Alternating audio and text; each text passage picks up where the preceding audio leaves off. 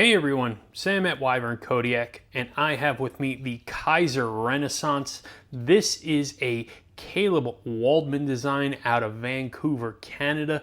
Now, if that name sounds familiar, that is because Caleb designed that really new popular utility knife, the Kizer Snail Trail. He also had a couple other ones, such as the Kubi Breeze. So if you're not familiar with him, check him out. He does some really cool designs, and it's really awesome to see a young designer like this come out and make some really cool things. So let's get into this thing because I'm pretty excited to check it out.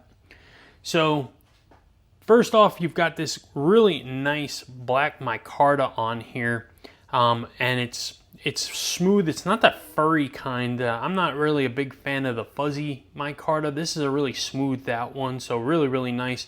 Nice little finger chamfering right here. It is a top liner lock button, and it's recessed here, so very nice job they did with that. Reversible pocket clip. It is on standoff construction. The pocket clip is a deep carry bent pocket clip style, has a fuller and thumb studs on the blade. Let's open this up. Very nice action on the open here. It is an N690 flat grind black PVD on the blade here. Has the Kizer marking here, and then it's the maker's mark with the word Renaissance and N690 right there on the blade.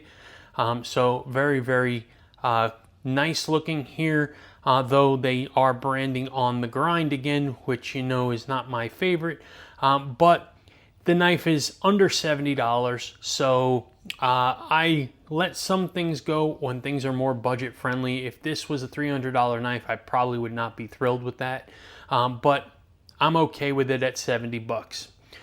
So let's do some specs on this. The overall size on this knife, 7.11 inches. The blade is 3.05 inches. It weighs just 2.7 ounces. So very light in hand, very nice. Definitely enjoy a light blade like that. Let's pull out the usual suspects and check it out against some knives that many are familiar with. This is a Demko 80-20.5.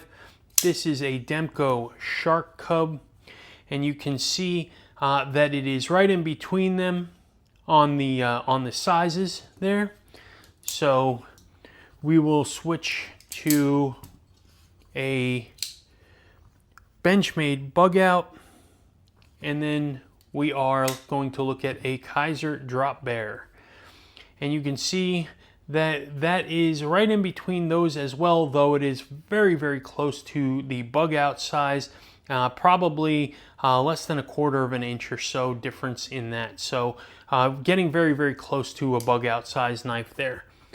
So good size for EDC for sure, and great blade shape on this thing. I really like it. Just a slight belly, but still getting the point even with the pivot here, so very utilitarian shape on here, and I can definitely get behind a blade shape like this, which you know is meant to work EDC. So very cool.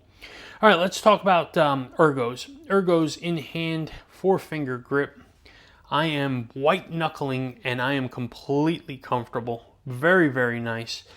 There's really just one spot, and that's this. There's really no choke up point, and you can get out here where there is a little bit of texturing on the scales here, so you can get up a little closer here, but I mean pretty much this is about your only grip right here.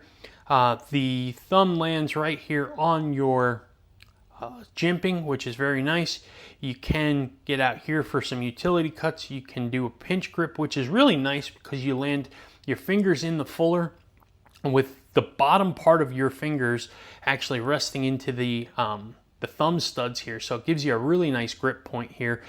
So you can definitely do some utility and draw cutting with this knife. Very nice. So the action on this thing is on bearings, and again, it is a top liner lock. So action is great, falls shut. Thumb stud from the normal position works outstanding. Reverse flick works great as well. Reverse flick off the fuller works outstanding. So all modes of actuation are really, really nice on this knife. So let's check the pocket clip on this. I'm expecting it to be fantastic. It is a deep carry bent pocket clip style, and those are almost always very, very good. So let's break out the test pants. And for those of you new to the channel, these are medium thickness jeans. I'm going to take the knife, put it in the pocket, see how easy the clip goes into the pocket, how good the retention is, how easy it slides out of the pocket, any long-term damage or fraying it does to the edges or seams of the pocket. Here we go, we're in position, a little bit of pressure, slides right over, excellent, outstanding, no issues whatsoever, sticks out of the pocket less than 1/8 of an inch or so. Really, you're just seeing the very edge of the handle on the end, but otherwise it is pretty deep. Very good retention as expected, coming out of the pocket, just as good as going in, smooth sliding, as expected, outstanding pocket clip, no issues whatsoever with this. And I would say that they're just reliable. They work and they're reliable. So no complaints there. And yeah, so anyhow, is there anything I don't like about this knife? To be honest with you, not really. I do wish that maybe there was a little bit more of a place to, you know, an alternate grip for the knife, but there doesn't need to be. I mean, I guess if you have smaller hands, you probably in the choke back and then choke up position. But other than that, the knife is outstanding. It's super comfortable. It's got great action. It's got, you know, outstanding features on it. Fantastic locking mechanism. I even like the purple buttons and hardware along with the black micarta and the black PVD blade on here. Just a nice pop of color on here. I think maybe I would have put a purple pocket clip and a purple pivot on here just to add to it. But you know, that's me, not necessary. Aesthetic nonsense more than anything else. So yeah, it's good jimping. Everything's good on this knife. I mean, if you really want to nitpick down to a couple of things, one, I don't think I would like the branding on the blade, but again, it's sub $70. I'm not complaining. And then the other thing is maybe some jimping going out here, because when you put your finger out here, I'd love a little lockout point out here, but it's not necessary. It's a flat back blade, so it's still very comfortable right here. I'm not concerned. I'm still very confident in my grip, but you know, again, in a perfect world, right? So what do you guys think? Would you check this out? Would you rock this knife? 70 bucks or less on this thing? Let me know, drop a comment. I appreciate everybody.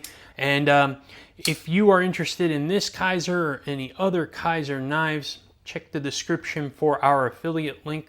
Using that helps our channel greatly, and we do appreciate everybody who does use our links. So thank you so much for that. And then if you aren't subscribed to the channel, drop a sub, please.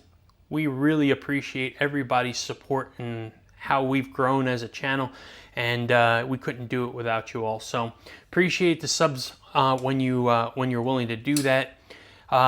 Check us out on Instagram at Wyvern Kodiak. Check out our website, wyvernkodiak.com.